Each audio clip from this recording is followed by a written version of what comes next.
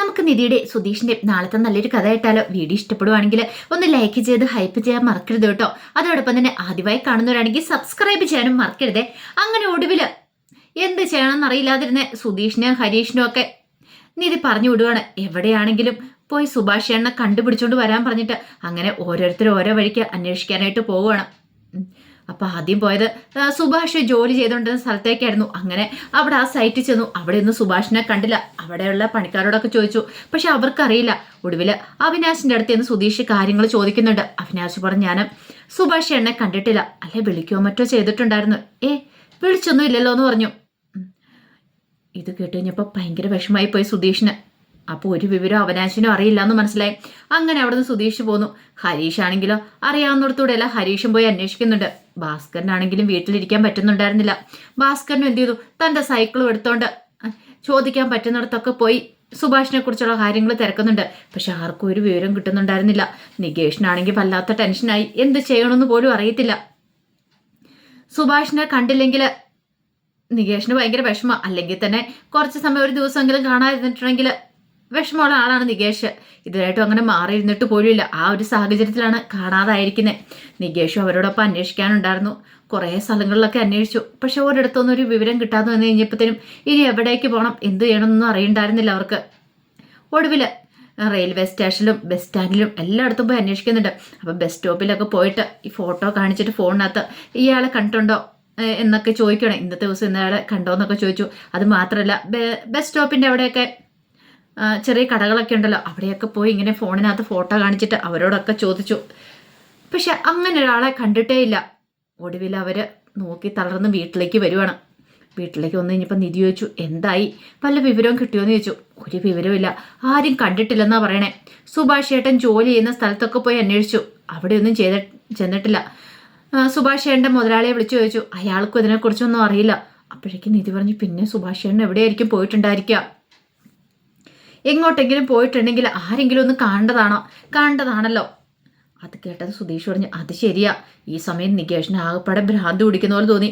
നികേഷ് ഇങ്ങനെയാണെങ്കിൽ വല്ലാത്തൊരവസ്ഥയിൽ നിൽക്കുമ്പോഴത്തേനും ഹരീഷ് ഓടിച്ചെന്നു. എന്താടാ, എന്ത് പറ്റിയെന്നൊക്കെ ചോദിച്ചു. നികേഷ് ഒന്നും മിണ്ടിയില്ല. ആ സമയം നിധി കുറച്ച് വെള്ളമൊക്കെ എടുത്തുകൊണ്ട് കൊടുക്കുകയാണ് നികേഷിന്.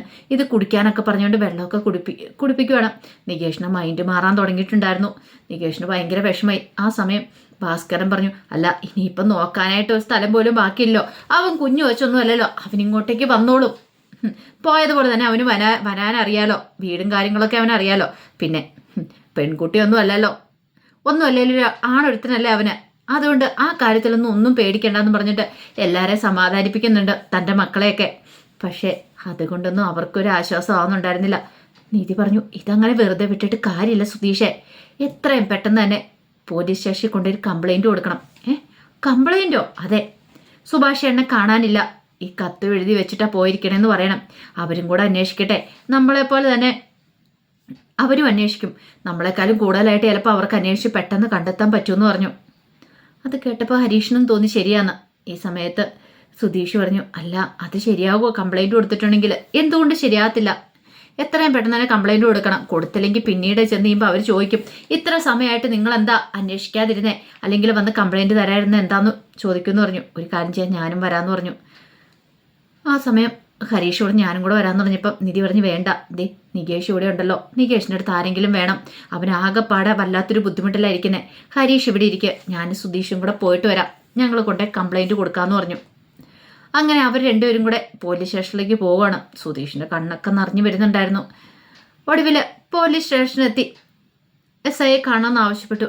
അങ്ങനെ SIയെ കാണാൻ വേണ്ടി വെയിറ്റ് ചെയ്തിരിക്കുന്ന സമയത്തും സുധീഷ് വല്ലാതെ വിഷമിക്കുന്നാണ്ട് കഴിഞ്ഞപ്പോഴത്തേനും നിധി പറഞ്ഞ്, വിഷമിക്കൊന്നും വേണ്ട സുധീഷേ, ഇത് കംപ്ലൈൻറ്റ് കൊടുത്തു കഴിയുമ്പോൾ എന്തായാലും ഇവർ അന്വേഷിക്കും, എത്രയും പെട്ടെന്ന് സുഭാഷ് എണ്ണ നമുക്ക് കണ്ടെത്താൻ പറ്റുമെന്നൊക്കെ പറഞ്ഞ് ആശ്വസിപ്പിക്കുകയാണ്. ഒടുവിൽ SIയുടെ അടുത്ത് ചെന്ന് അങ്ങനെ കാര്യങ്ങൾ പറയണം. സുഭാഷിനെ കുറിച്ചുള്ള കാര്യങ്ങൾ കഴിഞ്ഞപ്പം ചോദിച്ചു, ആരാന്ന് ചോദിച്ചു. അപ്പോഴേക്കും നിധി പറഞ്ഞു, എൻ്റെ ഏട്ടനാണ്, എൻ്റെ ഹസ്ബൻഡിൻ്റെ ചേട്ടനെന്ന് പറഞ്ഞു. ഓ അങ്ങനെയാണല്ലേ, അല്ല എന്താ കാര്യം, അയാളെ വീട് വിട്ടു പോകാനായിട്ട് എന്തെങ്കിലും കാരണമുണ്ടോ, നിങ്ങളുമായിട്ട് എന്തെങ്കിലും വഴക്കുകളും പ്രശ്നമാണോ എന്ന് ചോദിച്ചു. അപ്പോഴേക്കും സുധീഷ് പറഞ്ഞു, അങ്ങനെയൊന്നും ഇല്ല സാറേ എന്ന് പറഞ്ഞു. അല്ല, ഒരു കാരണമില്ലാതെ ഒരാൾ വീട് വിട്ടു പോകുമോ? SIക്ക് സംശയമായി.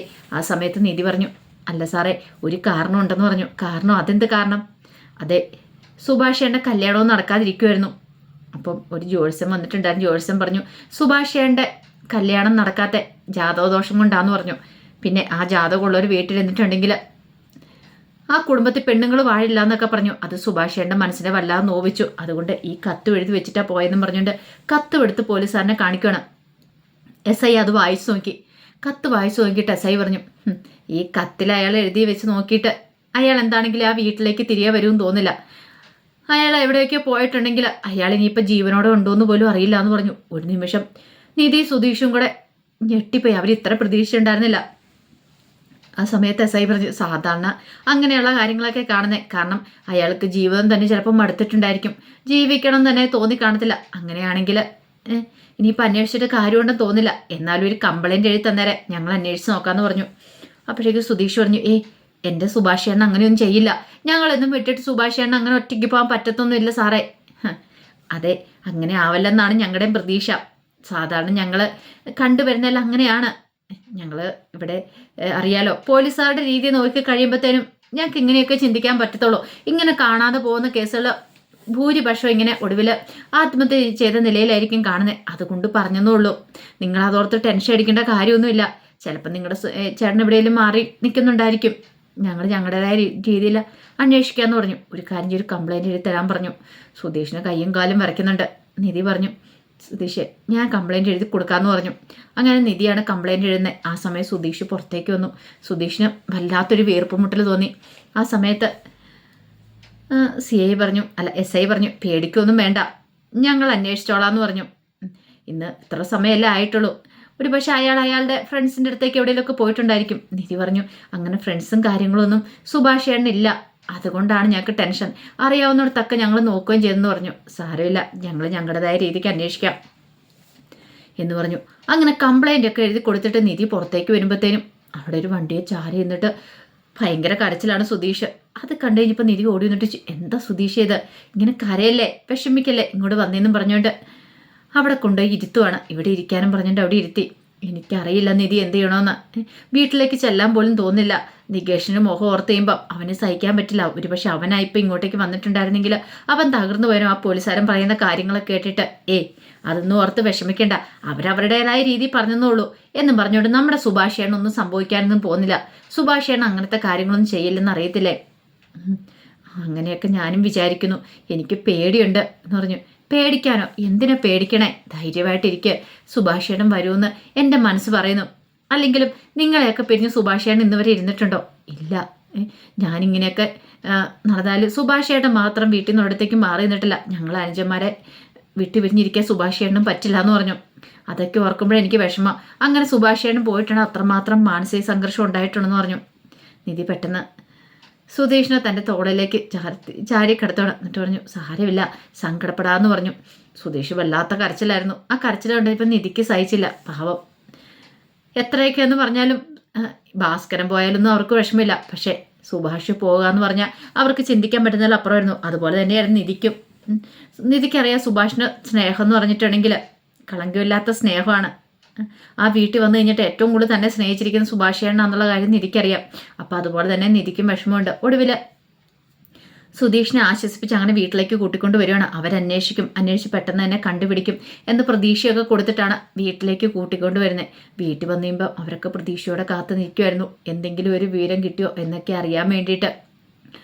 പക്ഷെ ഒരു വിവരം കിട്ടിയിട്ടില്ലെന്ന് അറിഞ്ഞു കഴിഞ്ഞപ്പോൾ തന്നെ നികേഷ് തകർന്നുപോയി. നികേഷിനെ ചിന്തിക്കാൻ പറ്റുന്നതിൽ അപ്പുറമായിരുന്നു സുഭാഷിൻ്റെ ഈ വേർപാടെന്ന് പറഞ്ഞിട്ടുണ്ടെങ്കിൽ. അപ്പോൾ അതിൻ്റെ കഥകളൊക്കെയാണ് നമ്മൾ നാളെ കാണുന്നത്.